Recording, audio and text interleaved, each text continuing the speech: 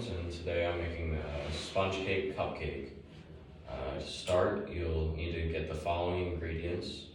You'll need 3 eggs, 1/4 teaspoon of salt, 1/2 cup of caster sugar, and if you don't have caster sugar, another way to get the same texture is to use granulated sugar, and you want to blend that for a few seconds. You don't want to do it for too long though, because this may cause it to be too powdery, which won't create a good texture for your cupcake.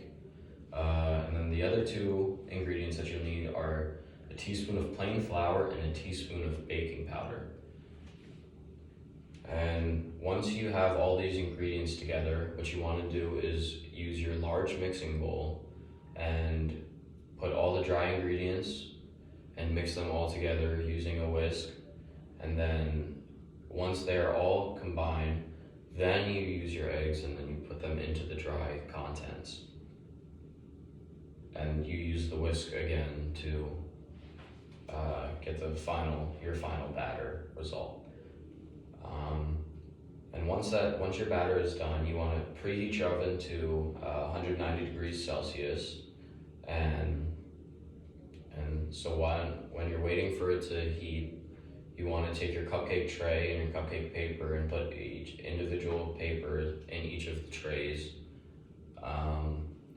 And this also helps with it not to stick to the pan, so then when you're taking them out, it makes it a lot easier.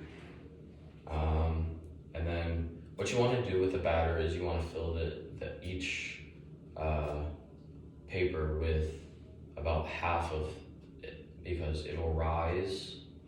And so if you fill it up too much, then it'll rise over and you'll get a muffin top, and so you'll obviously have more of a muffin than a cupcake.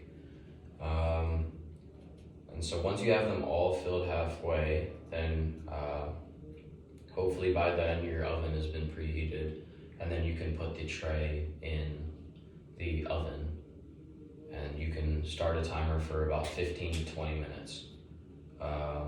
And so while you're waiting for these 15 to 20 minutes, what I like to do whenever I cook or bake is I like to do all the dishes and do all the cleaning, so I don't have to do afterwards.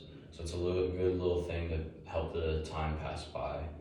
But once you're done doing that and the 15 to 20 minutes is up, then you leave the tray to rest and cool for about 5 to 10 minutes.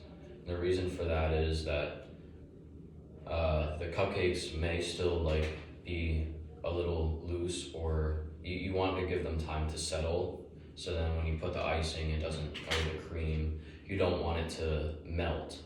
So once that's done though, then you can take your cream and you can layer that on top of each of the individual cupcakes, and then you want to top that with strawberries. And then you have your final product. Voila! Sponge cake cupcakes.